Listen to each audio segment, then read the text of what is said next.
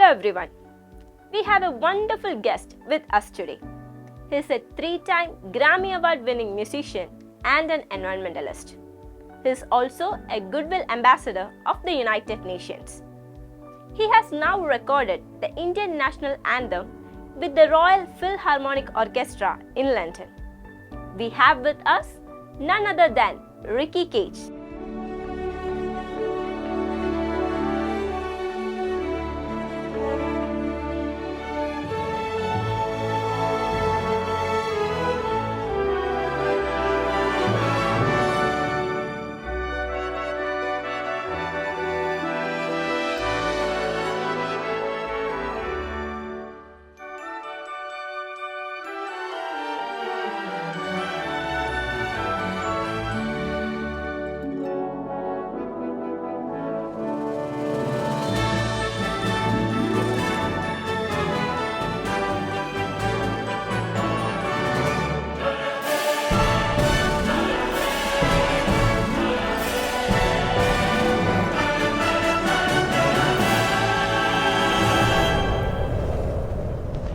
Tell us how this thought of performing the national anthem occurred to you.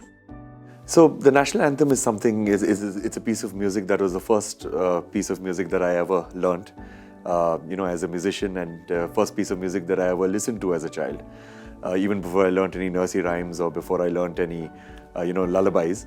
So it's a song which I've always had within me. And at the same time, I've performed with the Royal Philharmonic Orchestra many times in the past. And it's a beautiful orchestra. It's a massive, amazing British orchestra. So I thought, why not bring both these worlds together and create the most epic version of the national anthem? So I approached the Royal Philharmonic Orchestra. They were very glad to record. So it took about 3 months of preparation. We came up with the entire structure of what the song is going to sound like. And then I went to London at Abbey Road Studios, which is their most legendary studios, and I recorded with the Royal Philharmonic Orchestra. So it's the largest orchestra to have ever recorded the Indian National Anthem. Okay, so how was that experience for you, recording with them? The experience was, of course, fantastic because standing in that room, conducting the orchestra, listening to 100 musicians play the Indian National Anthem, it was absolutely mind-blowing. And of course, there was an added advantage also that, the British have ruled us for 200 years and, and getting an Indian composer to actually lead them and conduct them to perform the Indian National Anthem, that was quite amazing. Okay, so you have been working with Stewart Copeland and you both won a Grammy. Both blend so well. So how does that experience? So Stewart Copeland is an absolute legend. He has won 7 Grammy Awards. 75 million copies of his albums have been sold. He's made 50 Hollywood movie soundtracks. He's considered to be the greatest drummer in the history of music. So I grew up, with posters of him on my wall. I was a huge fan of his, and I grew up listening to his music. So during the pandemic, in 2020, I was starting to make a new album. And I wanted to collaborate with somebody really amazing. So I thought, why not check with Stewart Copeland and see whether he would be interested. So I got in touch with him and I thought, what's the worst that will happen? He'll just say no. But then in about 3 to 4 weeks, he got back and he said that he loved the music and he said he would love to collaborate with me. And then we created this album together, and that's how Divine Tides happened. You said you worked with the Royal Philharmonic Orchestra. So did you suggest that idea of the national anthem to them, or did they approach you? No, it was me. Okay. So I wanted to do an epic version of the national anthem, as I mentioned, and the Royal Philharmonic Orchestra is my favorite orchestra in the world. I've collaborated with them multiple times in the past, but I've also collaborated with other orchestras too, many times. But the Royal Philharmonic Orchestra is an orchestra that I keep coming back to because they are amazing. They're very, very professional. They performed on some of the biggest movie soundtracks. They performed with some of the greatest conductors, greatest composers. So they are an amazing orchestra, and I thought that they would be the best people to actually bring this national anthem alive through this major, big, epic rendition. How many rehearsals you had to do the national anthem in just 52 seconds, combining all this orchestra? So that's the thing. It was 3 months of planning, where because there are 100 musicians, so each musician needs to know what to play. Yeah. So we have to write down everything on a sheet of paper and give them all their parts, and everything has to come in harmony beautifully together. So that took about 3 months to do, but the recording was just about 45 minutes. That's it. Because it's a 1-minute piece. We did about 4-5 rehearsals. Everything came out right. We recorded it another 4-5 times, and that's it, and it was done, because they're such professional musicians.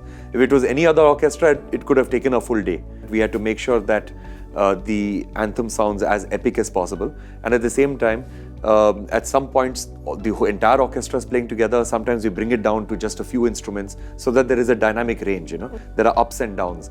So that was the challenge of how to create these ups and downs. There are so many different personalities in an orchestra, there's so many different instruments in an orchestra, but when you listen to the whole thing, everything sounds amazing. Tell us about the emotional bliss you felt after recording and after hearing it, our own national anthem there. So how do you feel after that?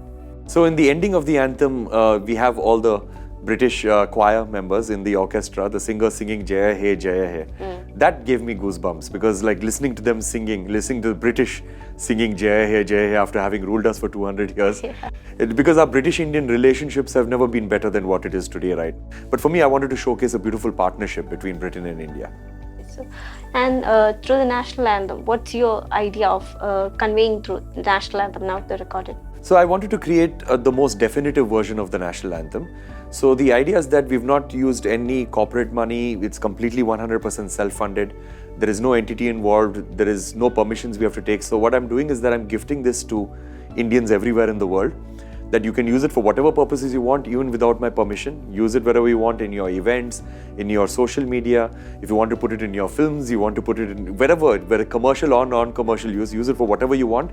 There is no monetary, I do not want any money, I do not want any royalties, just spread it far and wide so that everybody uses this version of the national anthem, because it's a very respectful version of the national anthem.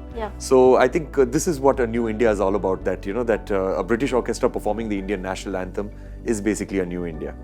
You have always said you are an environmentalist, and in your music you want to imbibe that. So about that, sir. So I've always been two things in my life. I've been an environmentalist and I've been a musician. And then, both these worlds came together, so now the only kind of music that I make is about the environment or positive social impact around those areas, because I believe that music is a very, very good way to communicate a message to an audience. Like we are talking about national anthems. Every country has got a national anthem. Why do they have a national anthem? Because music brings the country together. Like the minute you listen to the first few notes of the national anthem, it does not matter who you are, which geographic location you come from in India, or you're living abroad also as an Indian. Immediately you'll have a sense of pride of being an Indian. And that's what music does. Music brings people together. And so that is what. So basically when it comes to giving a very strong message about taking care of our environment, taking care of Mother Nature, mitigating the effects of climate change, reducing our consumption of single-use plastics, reducing air pollution. Music is a very, very good way to communicate all of these issues and to also celebrate our beautiful planet. What's the difficulty you faced while recording this national anthem, sir? Actually, there was no difficulty, because the thing is that everybody collaborated beautifully. I think probably the only difficulty was the flight to Britain, that's all. That took a very long time and I did not get any sleep on the flight. But otherwise, I think everything was fine. I think it was a pretty enjoyable experience. So now it's being released on the eve before Independence Day, and how do you feel any tension or kind of? No, I just wanted to, the tension would be there if there is some expectation in return. That I'm expecting to make a lot of money, I'm expecting to sell it, or that kind of a thing, or I'm expecting to get box office returns in the first day. So that tension is not there. I'm just hoping and praying that that as many people listen to it and as many people share it and people feel proud of our country when they listen to it. So we're releasing it on the 14th of August at 5 p.m. as you know, and just a little bit before Independence Day, so that on Independence Day everybody have the opportunity to share it. So coming to the Grammy Awards, so you won 3 Grammy Awards and you're representing our country on such a big stage. So how does that feel? So obviously it feels amazing. So one should not work for awards, that's very important. But when awards happen, we should be very grateful for it. So my music is all about a purpose, as we mentioned, positive social impact, environment, refugees, children's rights, various topics. So I believe that awards always gives you a platform for doing bigger and better things. So a lot of people say, oh, I don't care about awards and all of that stuff. Even me, I do not make music to win awards. But when I win an award, I'm very, very happy and very grateful. simply because every award gives you a platform for more and more people to take you seriously. Yeah. Like before my first Grammy Award in 2015, some people would take me seriously, some people would not take me seriously. Some people would take my message on the environment seriously, some people would not. But after I won that Grammy Award, more people started taking me seriously. Then second award, more people. Third award, more people. So that's the idea. You earlier said in an interview that you have been working in a Malayalam film. Yes. And about that. I completely forgot. We should have talked about that. So I just finished a Malayalam film called Adrisha Jalakangal. It's with Tomino Thomas and directed by Dr. Biju Nair. Biju Kumar, sorry. And Dr. Biju Kumar is a two-time National Award winning director, fantastic director. And he narrated this script to me last year. It's an anti-war movie, but shot beautifully. And beautiful narrative, very good perspective about how when there is war, the people, the rich people and the privileged people are the ones who make all the decisions, but the people who suffer are the poor people. So it's a beautiful film, and Tovino, I don't think anybody would have seen him in this avatar, you know.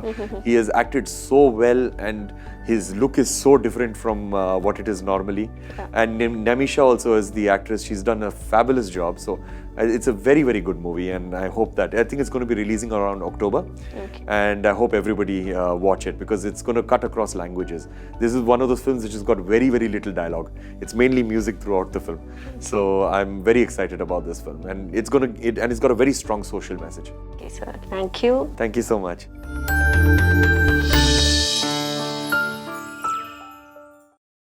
If you like this video, please like, share and subscribe to our channel.